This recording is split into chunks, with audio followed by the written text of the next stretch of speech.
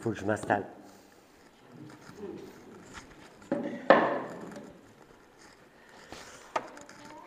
Bon, notre semaine a été un peu mouvementée avec Michel. On est vraiment heureux de te voir, de voir que ça va mieux. Dorothée, on t'a soutenu dans la prière.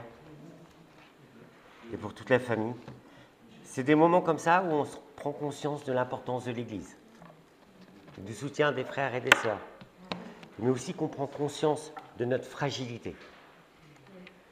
On oublie à quel point nous sommes fragiles et que la grâce que Dieu nous fait d'être en bonne santé, la grâce que Dieu nous fait d'être comme on est.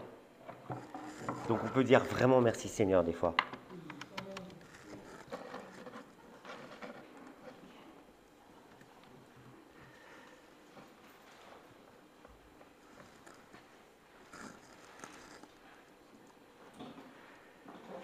Hop, faut que je remonte tout en haut.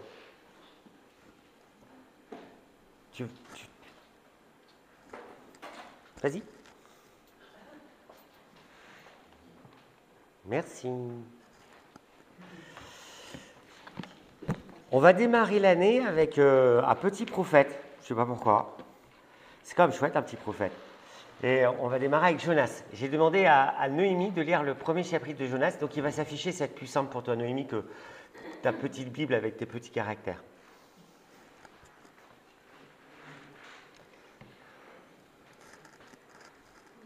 Ouais.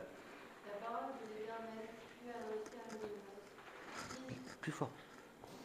La parole de l'Éternel fut adressée à Jonas, fils d'Amitai, en ces mots. Lève-toi, va à Ninive, la grande ville, et crie contre elle, car sa méchanceté est montée jusqu'à moi. Et Jonas se leva pour s'enfuir à Tarsis, loin de la face de l'Éternel, et descendit à Jaco, et il trouve un navire qui allait à Tarsis. Il paya prix du transport et s'embarqua pour aller avec les passagers à Tarsis, loin de la face de l'Éternel. Mais l'Éternel fit souffler sur la mer un vent impétueux, et il s'éleva sur la mer une grande tempête. Le navire menaça de faire naufrage. Les mariniers eurent peur, ils implorèrent chacun leur Dieu, et ils jetèrent dans la mer des objets qui étaient sur le navire, afin De le rendre plus léger. afin de se rendre plus léger. Jonas descendit au fond du navire, se coucha et s'endormit profondément. Le pilote s'approcha de lui et lui dit : Pourquoi dors-tu ? Lève-toi, invoque ton Dieu. Peut-être voudra-t-il penser à nous et nous ne pourrions pas. Et ils se dirent l'un à l'autre : Venez et tirons au sort pour savoir qui nous attire ce malheur. Ils tirèrent au sort et leur sort tomba sur Jonas. Et l'homme lui dit : Dis-nous qui nous tire à ce malheur. Quelles sont tes affaires et d'où viens-tu ? Quel est ton pays ? De quel peuple es-tu ? Il leur répondit : Je suis hébreu et je crains l'Éternel, le Dieu des cieux, qui a fait la mer et la terre. Ces hommes eurent une grande frayeur et lui dirent : Pourquoi as-tu fait cela ?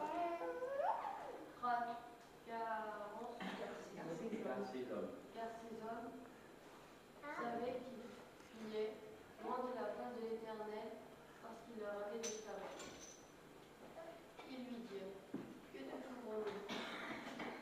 Pour que la mer se calme envers nous, car la mer était de plus en plus orageuse.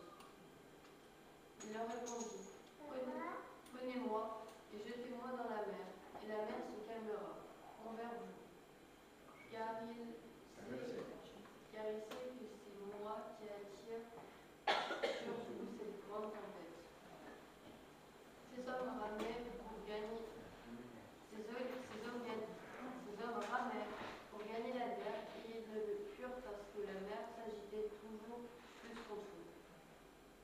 Alors ils invoquèrent l'Éternel et dirent : Ô Éternel, ne nous fais pas périr à cause de la vie de cet homme, et ne nous charge pas du sang innocent, car toi, Éternel, tu fais ce que tu veux. Puis ils prirent Jonas et le jetèrent dans la mer, et la fureur de la mer s'apaisa. et ils offrirent un sacrifice à l'Éternel et ils firent vœu. Merci. Pierre, tu peux prier?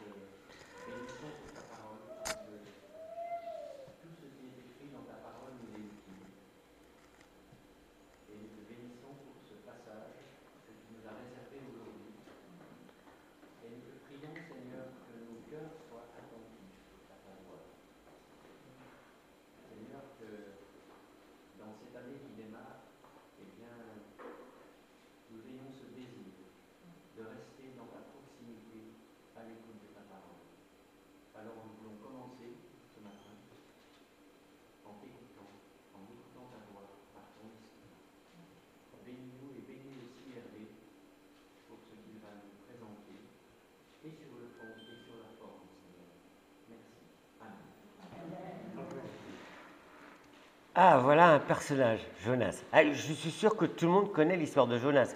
S'il y a quelqu'un qui ne connaît pas l'histoire de Jonas, s'il vous plaît, levez la main, on vous la raconte de suite. Hein. Tout le monde la connaît, c'est parfait.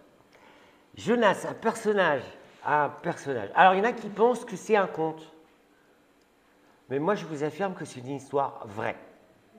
C'est quelque chose qui s'est produit dans le temps et dans l'histoire.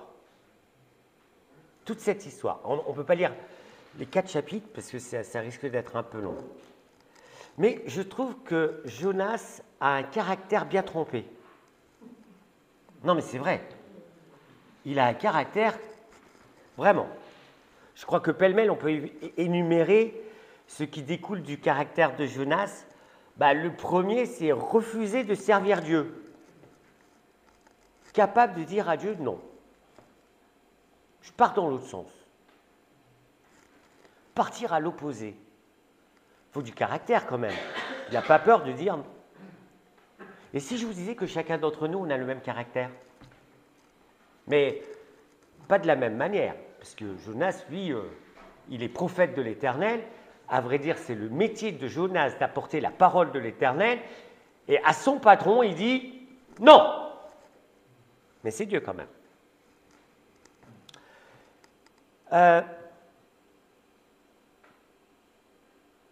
Je pense qu'être prophète de l'Éternel, on se dit, il était prophète. Mais nous, on est tous serviteurs de l'Éternel. Et en son sens, on est tous des prophètes, puisqu'on doit annoncer sa parole, sa venue, son amour. Bon, je reconnais que Dieu ne donne pas à n'importe qui une mission, parce qu'il a quand même donné une mission qui est quand même sérieuse à Jonas. Mais cette mission, Jonas y part. Et pendant sa fuite sur le bateau au milieu de la tempête, Jonas, il sait qu'il a une mission. Il sait pourquoi il y a une tempête. Qu'est-ce qu'il fait? Il dort. C'est quand même incroyable, quand même.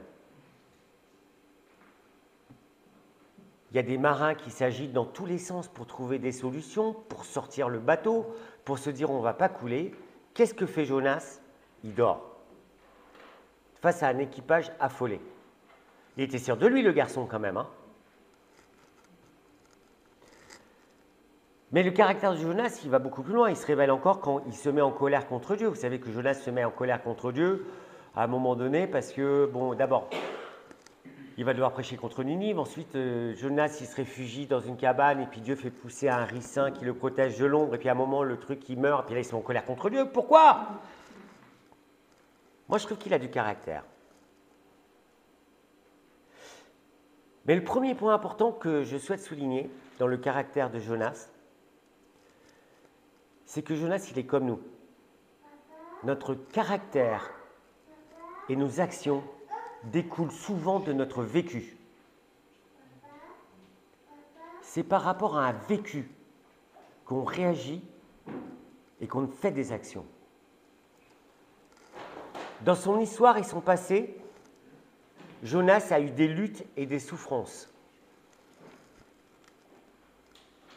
Sa culture, toute sa désobéissance vient de sa culture. Son refus d'obtempérer, sa colère contre Dieu, sa tristesse, c'est surprenant ce que je vous dis, mais c'est vrai. Ces actions de la part de Jonas envers Dieu ne font qu'exprimer les rancunes, les blessures de son vécu et de sa propre expérience. Et nous-mêmes, souvent, quand nous sommes en colère contre Dieu, ou que nous sommes dans la rébellion, c'est souvent en contrepartie par rapport à un passé ou à un vécu que nous avons eu. Les actions de Jonas ne font qu'exprimer des rancunes et des blessures. Et je vous précise et je martèle que chacun d'entre nous réagissons de la même manière que Jonas, à une échelle bien sûr très différente.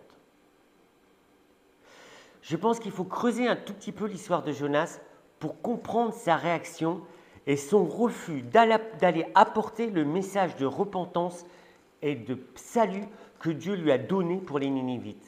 Pourquoi il refuse d'apporter un message de réconciliation et d'amour aux Ninivites? Est-ce que Jonas avait peur? Vous avez vu son caractère? Je ne crois pas. Hein. Il aurait pu avoir peur parce que Ninive était une ville connue pour sa cruauté. Mais je crois que vu le caractère trempé de Jonas, je ne crois pas que cela le dérangeait vraiment. Mais le pourquoi de cette réaction est inscrit dans son histoire propre. Et le contexte historique de Jonas est très important pour ceux qui connaissent l'histoire d'Israël. Alors pour vous situer, un peu plus d'une centaine d'années après Salomon. Un peu plus d'une centaine d'années après Salomon. C'est vraiment pour situer. Israël s'est divisé en deux royaumes. Il y a eu le royaume de Juda, qui est le royaume du... Merci, qui est le royaume du Sud, et le royaume d'Israël, qui est le royaume du Nord, forcément. Jonas était prophète dans le royaume du Nord, au 8e siècle avant Jésus-Christ. Vous vous dites, tout ça c'est de l'histoire, c'est pas important, mais pourtant ça l'est dans la Bible, parce que ça nous donne des indices. Il était sous le règne de Jéroboam II. Si vous souhaitez creuser cette petite affaire, vous pouvez trouver le sujet dans 2 Rois, chapitre 14. À ce moment-là, Jonas est prophète, toujours, et il annonce l'expansion du royaume, enfin, etc.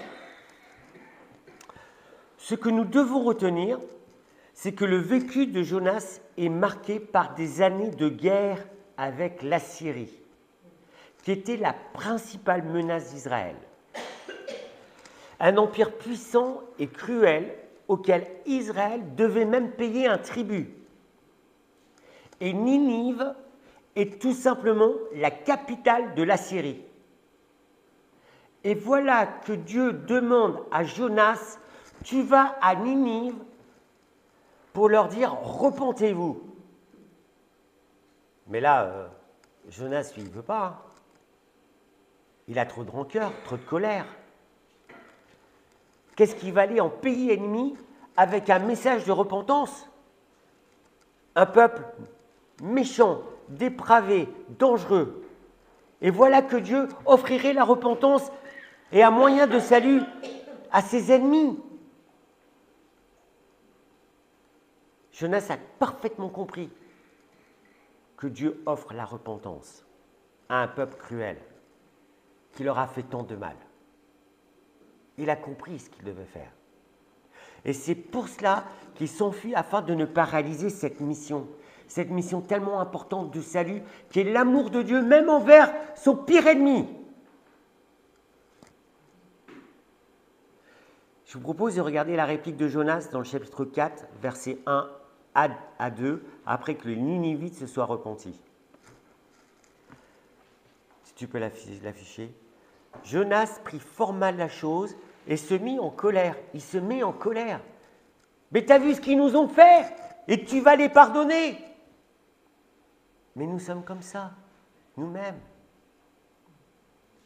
Quelqu'un qui nous a fait du mal, intrinsèquement, mais profondément à l'intérieur. On aura du mal à pardonner. Et puis il dit, « Ah Seigneur, voilà bien ce que je craignais lorsque j'étais encore dans mon pays. Et c'est pourquoi je me suis dépêché de fuir vers Tassis. Je savais que tu es un Dieu bienveillant et compatissant. Un Dieu bienveillant et compatissant. Patient, d'une immense bonté, toujours prêt à revenir sur tes menaces. Eh, vous prenez conscience du Dieu qu'on a là? C'est ce qu'il est en train de nous dire. Un Dieu bienveillant, compatissant, patient, d'une immense bonté, toujours prêt à revenir sur ses menaces. Et chaque matin que Dieu fait, chaque jour, cette parole, elle est vraie.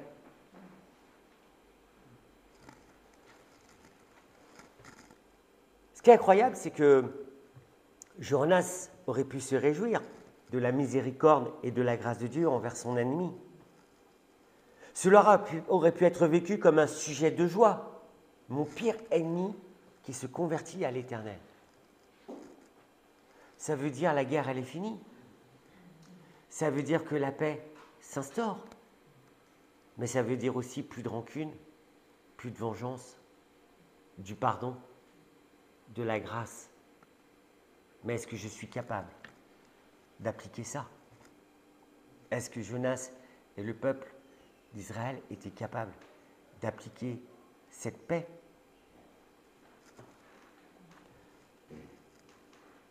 C'est dommage parce que une perspective de paix entre deux pays, c'est quelque chose de magnifique.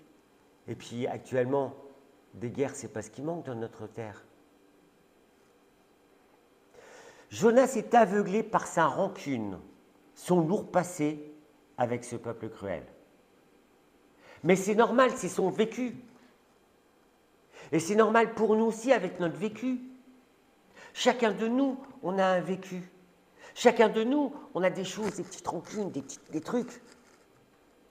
Chacun de nous, on a des ennemis. Le mot n'est pas juste, mais des rancœurs avec des personnes qui nous sont proches parce que nous sommes en conflit. Et le conflit est là. Tout le monde n'est pas dans cette situation-là. Mais bon, je connais des personnes qui sont dans des situations d'héritage un peu compliquées, des trucs comme ça. Et là, on se rend compte que c'est pas simple. Hein. Mais il y a un truc que j'ai noté, c'est le problème de Jonas. Ce qui est important pour Jonas, ce n'est pas le projet de réconciliation et de pardon que Dieu offre aux Ninivites. Ça, c'est secondaire pour lui. Et pourtant, l'importance de sa mission, c'est un projet de réconciliation, un projet de pardon. Est-ce que je fais de ce projet ma priorité? Je crois que chacun d'entre nous, on a le même projet de la part de Dieu pour tous nos concitoyens. Jonas donne plus d'importance à sa rancune, aux blessures d'Israël, mais aussi à son envie de vengeance. Pourquoi Dieu pardonne à ces barbares? Et le projet de Dieu n'est absolument pas, et ça c'est vrai, en adéquation avec sa rancune. Le projet de Dieu n'est pas en adéquation avec son vécu et avec sa douleur. Est-ce que le projet de Dieu est en adéquation avec notre projet de vie, avec nos douleurs, avec nos souffrances, avec notre passé? Même si ça, ce n'est pas en adéquation, notre priorité, c'est rentrer dans le projet de Dieu. Et le message de ce matin, l'invitation de ce matin, c'est que chacun d'entre nous, quoi qu'on ait vécu, quoi où on soit, les problèmes que l'on rencontre, les difficultés que l'on a, les conflits qu'on peut avoir, l'essentiel pour nous, c'est d'être dans le projet de Dieu. Rentrer dans le projet de Dieu. Jonas n'a pas voulu rentrer dans le projet de Dieu. Vous avez vu ce qu'il en découle, hein? Se jeter dans la mer, le poisson, enfin bon. Il y a un deuxième point fondamental que Jonas met en lumière pour chacun d'entre nous. c'est si nous sommes prêts à servir Dieu. On doit mettre de côté nos ambitions. On doit se mettre en adéquation avec la pensée de Dieu. Et chacun de nous, je vous le rappelle, nous sommes serviteurs de l'Éternel. Alors, on n'est pas tous des Jonas, on n'est pas tous des prophètes, hein. Mais je suis persuadé que chacun de nous, on doit servir l'Éternel. Et Dieu a un projet pour chacun d'entre nous. La réaction de Jonas nous pose la même question pour nous-mêmes. Qu'est-ce qui est le plus important pour nous, pour toi, pour moi? Mes rancunes, ma rancœur, mon passé, mon désir de vengeance, de punition, laisser faire? Est-ce que nous servons Dieu tant que cela sert nos propres intérêts? Parce que la question, elle est là. Jonas, il aurait été d'accord de servir Dieu si ça avait été dans ses propres intérêts. Il aurait dit, vas-y, tu as la victoire sur les Ninivites. Mais ce n'était pas ça que Dieu voulait. Je crois qu'on doit s'engager à servir Dieu, même si cela ne sert pas à nos intérêts. Parce que ce n'est pas nos intérêts qui comptent, c'est Dieu. Et Dieu a une vision beaucoup plus lointaine que nos propres petits intérêts. Il voit beaucoup plus loin que nous. Nous, on voit là. Dieu connaît l'infini. Quel message fondamental. Quand je place mes intérêts au-dessus de ce que Dieu me demande, cela me coupe complètement de la grâce, du pardon et de l'amour de Dieu. Jonas a accordé plus d'importance à l'histoire de son peuple, aux rancunes qu'il avait, à son passé, à la misère qu'il a subie. Il n'a pas réussi à se projeter dans le message de paix et de réconciliation que Dieu lui offrait au travers du repentir des Ninivites. C'était quand même merveilleux comme message. Ça m'a interpellé, et je crois que ça peut nous interpeller. Cela nous invite, vous et moi, à poser notre passé, à poser nos histoires, à poser nos rancunes, à poser sur les choses où nous asseyons, à poser nos petits intérêts. Parce que souvent nous défendons des petits intérêts qui n'ont aucune valeur pour laisser place au projet que Dieu a pour chacun d'entre nous individuellement. Et comme Jonas, même s'il dit d'aller prêcher à Ninive, Dieu a un projet individuel que moi je ne connais pas, mais que vous connaissez peut-être, ou que peut-être vous devrez ouvrir votre cœur à Dieu. Seigneur, quel projet as-tu pour moi? Et c'est un message qui tombe bien pour la nouvelle année.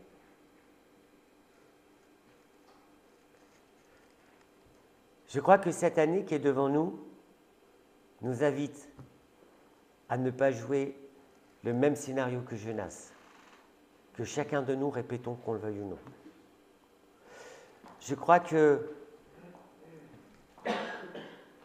on ne peut pas, vous ne pouvez pas, personne ne peut prendre le risque d'être pris dans une tempête.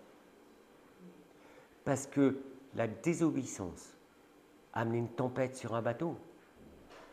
Et il y avait d'autres personnes sur ce bateau. Et ça a engrangé d'autres choses. Ils ont jeté toutes leurs affaires. Ce n'était pas simple comme affaire.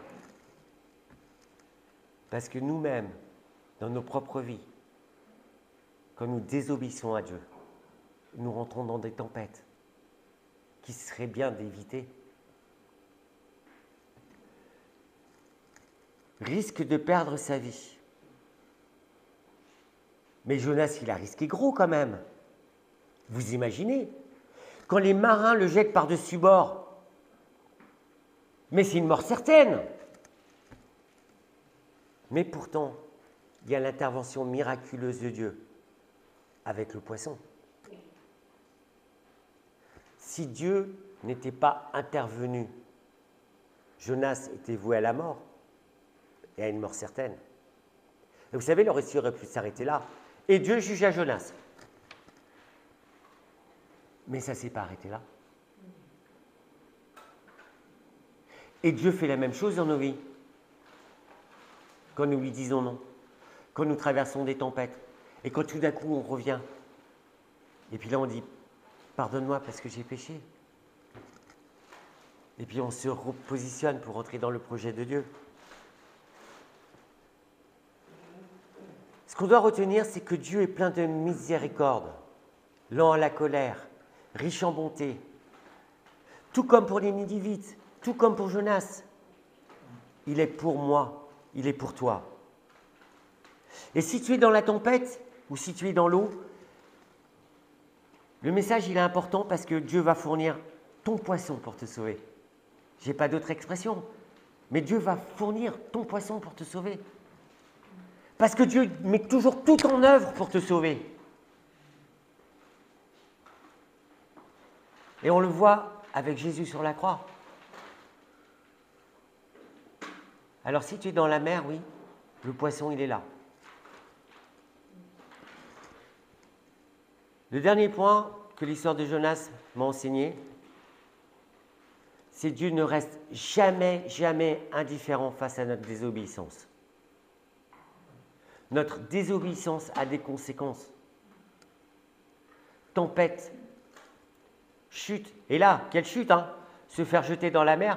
Je ne souhaite pas me faire jeter dans la mer. Mais Jonas, il y va gaiement. Hein. Jetez-moi dans la mer. Je crois que c'est Jonas. Moi, je ne m'appelle pas Jonas. Est-ce qu'on a retenu la miséricorde de Dieu? J'étais dans la mer, mais pas perdu. Le poisson, il est là. Cette possibilité de repentance. La miséricorde de Dieu nous accompagne, même quand nous sommes dans la chute. Toujours, même dans la chute. Dieu nous permet toujours de saisir sa grâce, son pardon, sa miséricorde, afin de marcher dans ses voies. C'est extraordinaire. Il y a aussi autre chose, Dieu use toujours de pédagogie dans nos détresses. Parce que c'est compréhensible qu'on ait des détresses, c'est compréhensible qu'on ait des colères, c'est compréhensible qu'on ait des angoisses, c'est compréhensible qu'on dise « T'as vu ce qu'ils m'ont fait encore là ?» Et il y a des personnes qui sont dans ce cas. Il y a des personnes qui souffrent affreusement au travail, dans leur famille, dans leur couple, dans leur voisinage. Je crois que Dieu demande à chacun d'entre nous, comme pour Jonas, d'être porteur du message de grâce et de réconciliation. Même si notre chemin est difficile, on doit se rappeler une chose. Dieu ne nous juge pas maintenant. Le jugement, il est pour après. Nous sommes dans le temps de la réconciliation, dans le temps de la grâce, dans le temps où le poisson nous avale pour pouvoir nous recracher ailleurs et nous redonner une espérance. Dieu intervient dans nos vies comme il intervenit dans la vie de Jonas. Malgré nos désobéissances, Dieu intervient toujours pour nous guider sur la voie de son salut. Chacun de nous, à notre petite échelle, à notre petite place. Et vous avez des dons qui sont importants aux yeux de Dieu, où Dieu vous engage à le servir. Est-ce que vous êtes prêt à servir Dieu? Je ne sais pas ce que Dieu vous demande personnellement, mais certainement Dieu vous demande quelque chose personnellement. Et ce quelque chose, il fallait le chercher et se placer devant Dieu. Et pas partir à l'opposé. Est-ce qu'on pourrait prendre l'engagement d'obéir à Dieu?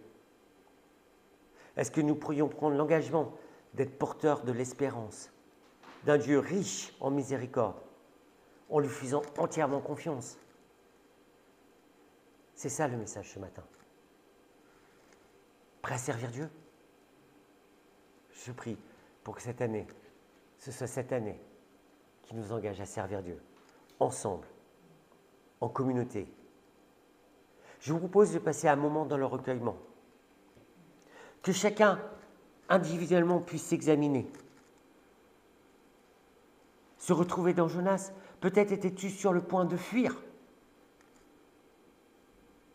Ou es-tu celui qui vient d'être jeté dans la mer? Ou peut-être es-tu dans le poisson, en train de prier et de te repentir? Positionnons devant Dieu. Et je demanderai à Michel de conclure par la prière, après ce moment de recueillement.